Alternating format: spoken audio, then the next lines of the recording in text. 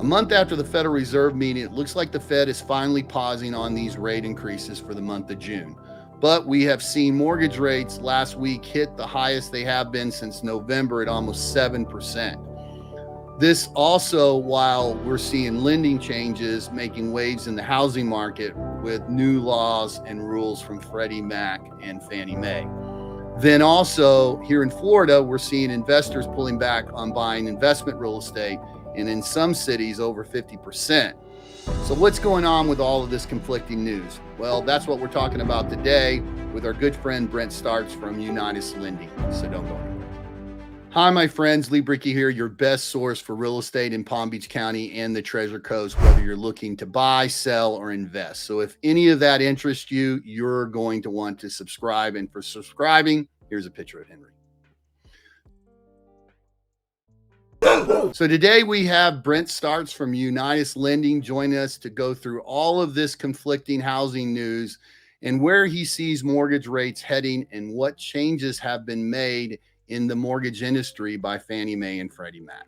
Hey, Brent, thanks for joining us today. I really appreciate it. So do you think people should be looking to buy a home here in 2023?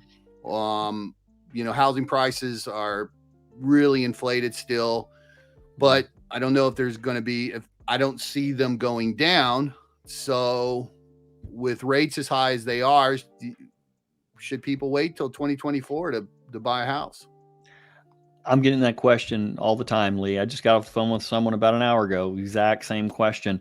They're planning to retire from Connecticut, move down here in 5 years, and like, hey, have we missed the boat? Are prices, going to come further down, or are they going to go up? Now this is the thing. It's either interest rates or prices, right? And I think, looking at what's going on right now, rates are higher, but we know they're going to come down, right? And so what we're seeing right now is that the way that interacts is, when rates go back down, then prices are going to go back up. And so I ask people, are prices high? The question to ask yourself is compared to what? If you're coming from New York, New Jersey, Connecticut, Massachusetts, California, prices are still relatively low, compared depending on where you're going now, though. But right, depending where you're going. Miami now is the most expensive place to live in the United States.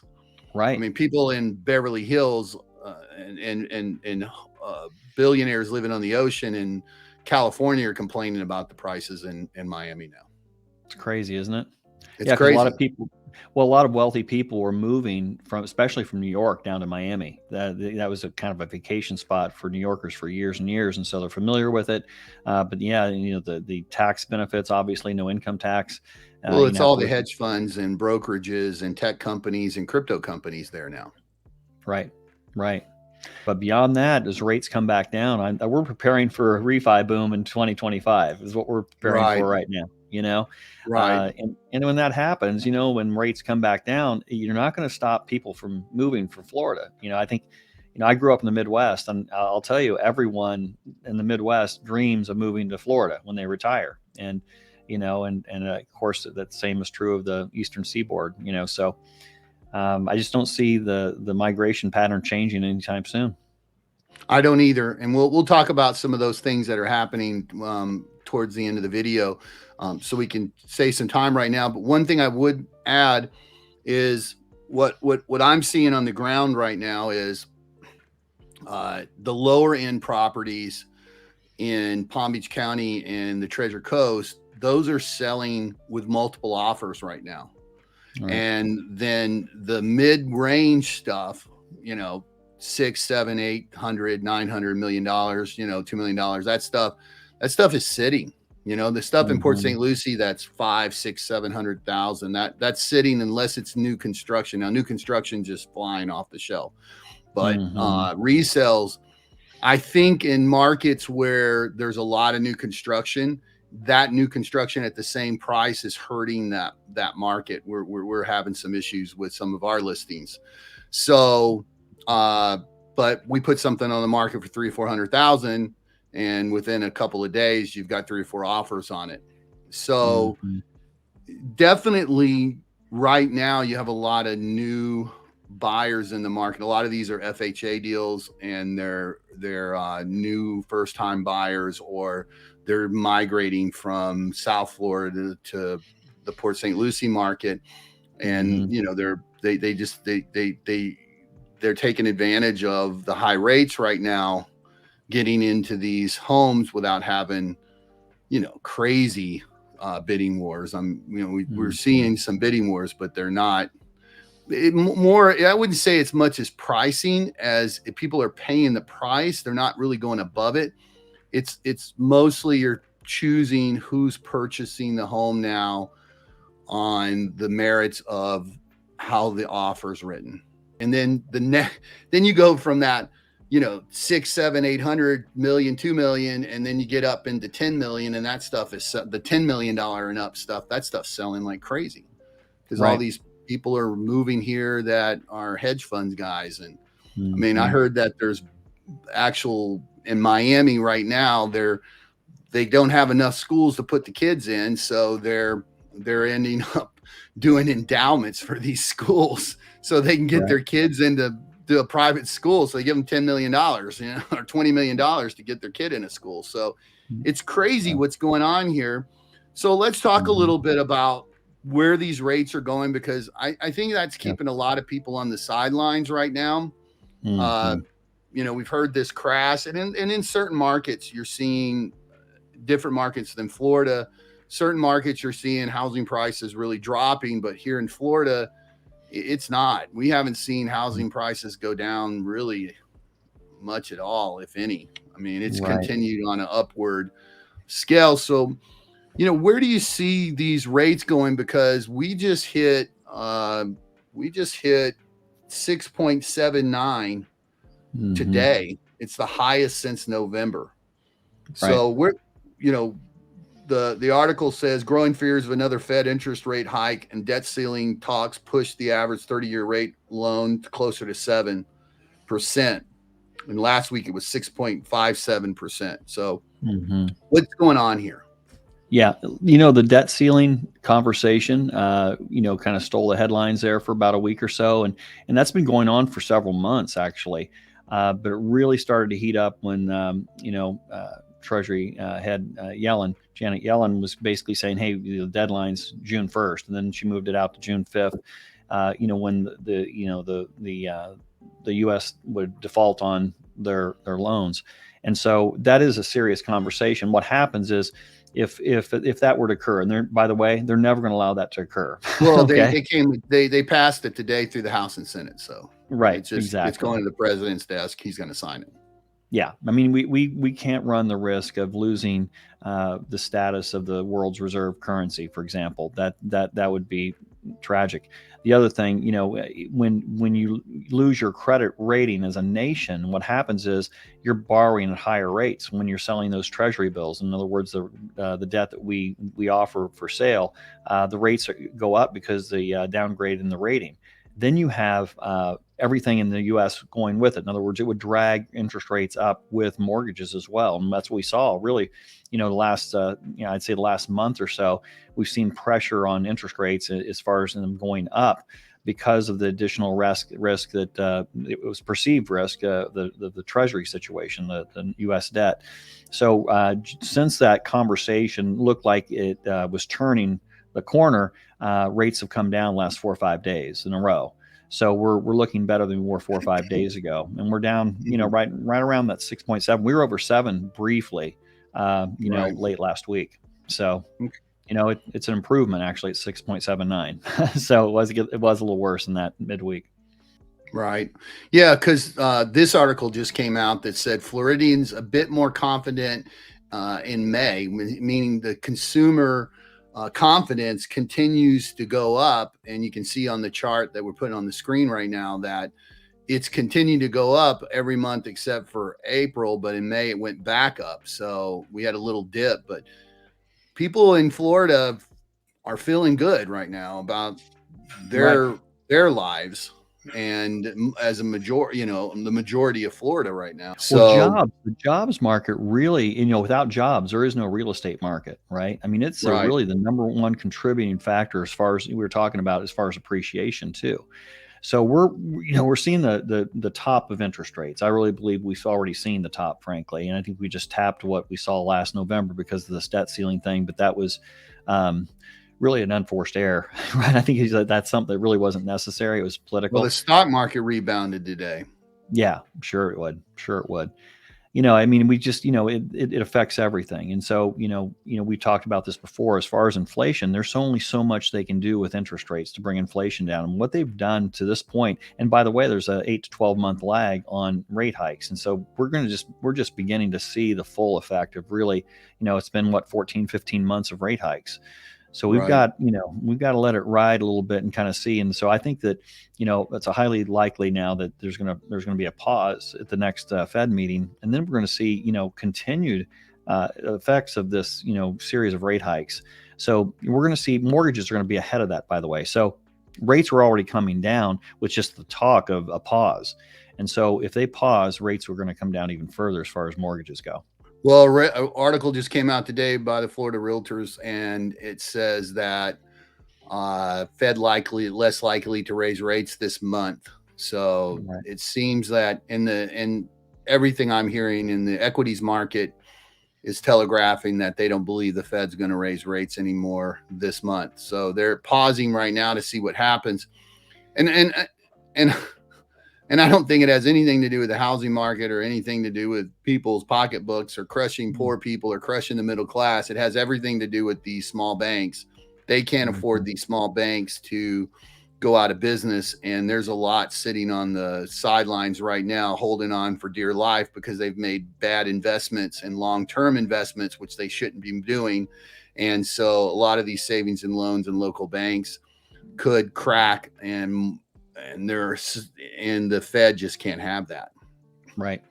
Well, you buy a bunch of bonds that, now because rates are going up, they're, hey, it's hard to sell a 10-year treasury at 1%, when yields are 3.64 today. It's like, what's the Exactly. value of that bond now?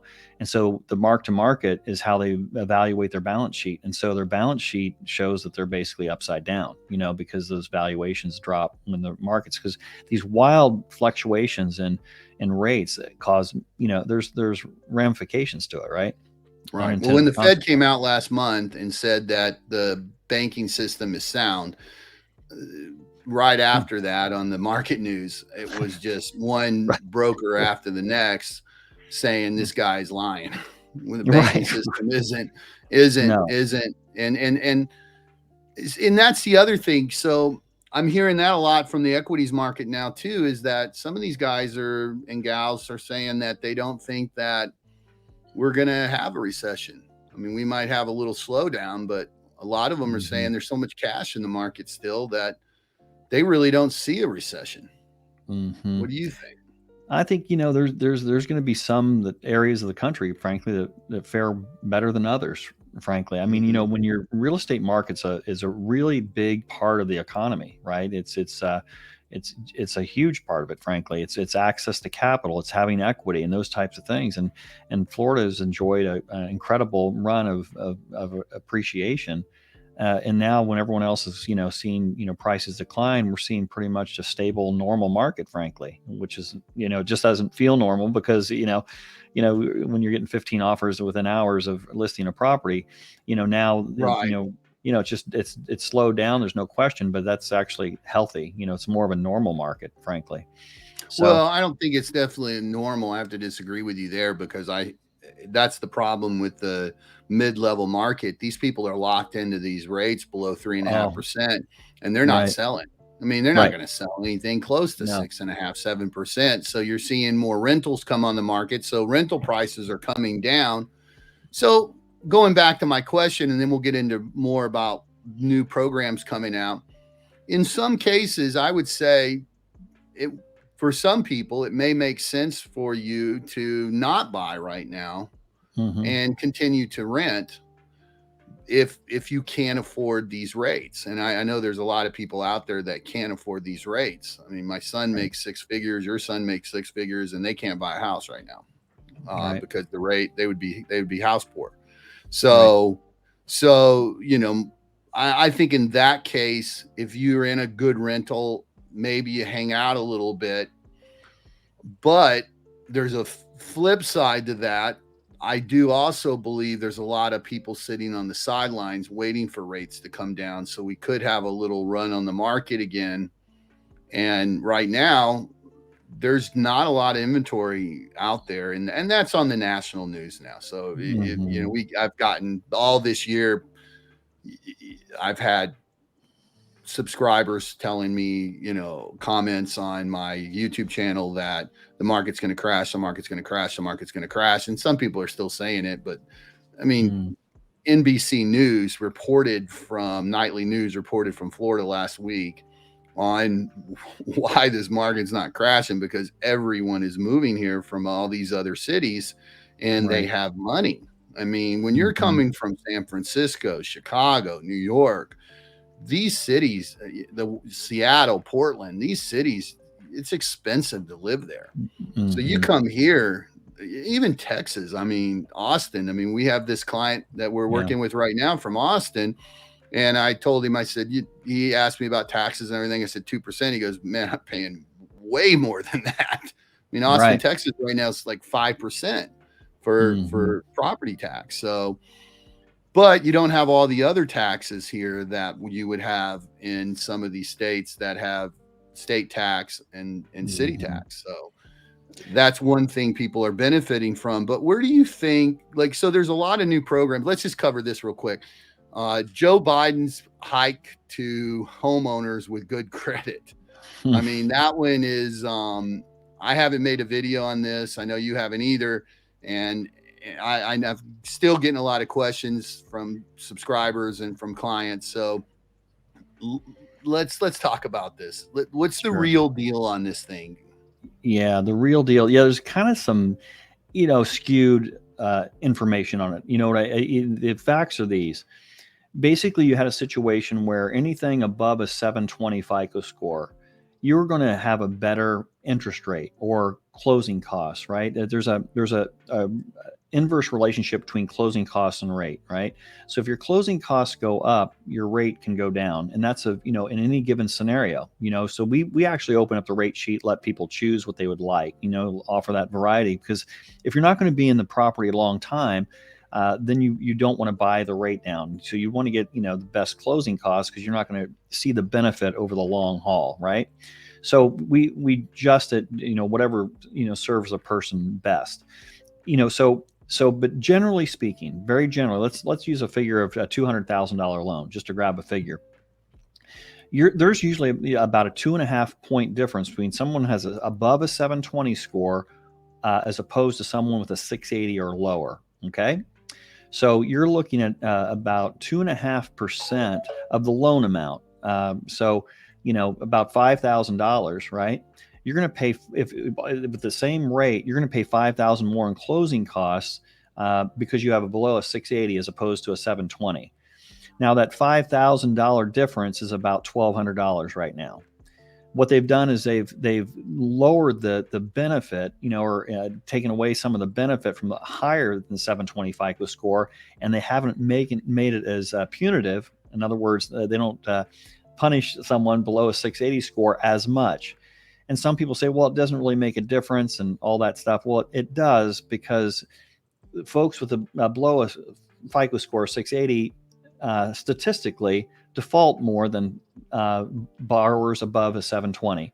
So the reality is, one is really kind of, it's still a better, by the way, there's still an advantage to having a 720 score. So don't run out and stop paying your bills. Mess up your credit, right? Yeah, I've heard that one. I'll just mess up my credit but so you don't want to do that. No, but there is, the reality of it is those loan level pricing adjustments is what they're called, LLPAs, loan level pricing adjustments, and it affects. There's a lot of them. I mean, there's the LTV. The more you put down, the safer the loan. So if you put more down, that adjustment is reduced. So that's there's multiple. There's probably 15, 20 of them. So everyone's different. That's why, your rate depends more on your scenario, what you're trying to do, as opposed to just calling 20 places to get the best rate. That's a whole other conversation. When you figure it out on like a $350,000 house, it works out to about an extra $40 a month for a 740 credit score. Yeah, I would say that's probably accurate. So in other words, you can put it into the rate, the interest rate, and yeah, that's about right. That's what you're looking Right. at. So two things here that I think are terrible about this. Well, three things. Number one, you're literally you're taking people that have done the right thing with their credit and you're punishing them. Right. And you're rewarding bad behavior. And Right. I've been an entrepreneur for a long time. You've been an entrepreneur a long time. My credit's gone up and down, up and down. When it's gone down, it is what it is. When it goes up, that's great. Mm-hmm. But we have nurses, police officers, firemen, teachers, teachers. Let's use teachers, for example, right? I mean, teachers out of that group are probably the least paid. We've done deals, you and I, together with teachers that have great credit and they're able to buy a home because they have 700 credit scores. $40 a month of that teacher is gas money. It's food money, especially right now. They're going to feel it. They're going to feel it. And I think that is the worst part of it, because you're punishing some people that are lower middle class or, middle class. That's where they're taking the hit, because rich people just pay cash. Right. So the middle class is taking the hit for this. And I think there was better ways of doing this. I think it's something that needs to happen so that we can get more people into homes and help them get into homes, because homes are so expensive and rates are so high. But I think there was a better way to do it. And the second thing that I heard from a very smart man is that one of the biggest problems with this is that allowing this to happen is going to make more of a run on the lower end properties, and therefore those prices are going to go up faster, and we're going to end up with higher prices on the lower end properties, pushing more people out of the ability to buy a home. And I will tell you, that is definitely happening right now in Florida. Definitely. Because not only do we have this going on, but we also have investors in this market. And we'll talk about that in a little bit. There's some change in that, but there's investors in this market, and they're buying those properties too, because those properties at 300 and 400,000 are the best rental properties. So that's my problem there. What programs are coming out here? What's changed with programs other than this stupid thing? What else is the stupidest thing ever? What other programs are out right now? Hometown Heroes is a great program. We just mentioned all the people that fit into that. Yeah, and that's been funded again, another several $100 million. And so it's 50, I think it was $50 million that the governor just put in that program. In addition to, right. Right. So it's going to be it's an incredible program for, first responders, teachers. There's about almost 100 occupations. So anything in the medical field, essentially, teachers, first responders, they all would qualify for that. And they couldn't have been a homeowner in the last 3 years though. So it's kind of like a first time home buyer type program. You can own a home, but you can't have lived in it for 3 years, the way I understand it. Right. And then you've got what is it, 5% of the purchase price to help cover closing costs or down payment. So it's a flexible situation there. So a $500,000 home is where you're getting the full pop there of $25,000. And so that can be used towards down payments. A 0% loan, essentially. You don't have to pay it back until you sell or refinance your home. So it's a great way to help, first-time home buyers get in, first responders to get into to their first home. So it's a wonderful program. We closed one last week, and it really helps people get started, because that's the biggest hurdle, is that down payment. And you're doing a lot of this. You actually are the preferred lender for the Martin County teachers, right? That's right. That's right. So we're offering to all the employees there, and pretty excited to be a part of what they're doing, and helping with their recruiting and retention department, because it's wonderful things they're offering the teachers to attract quality teachers. And that's what I love to see, is as far as having kids in the county too. And it's neat to see that there's a priority put on teachers. It's one of the things Yeah. I love about living in Martin County. So it's yeah, it's a great program, and look forward to helping a lot of teachers. Yeah. Great. Yeah. What else is out there that's changed with loans here lately? Because I know there's been a Yeah. lot of changes.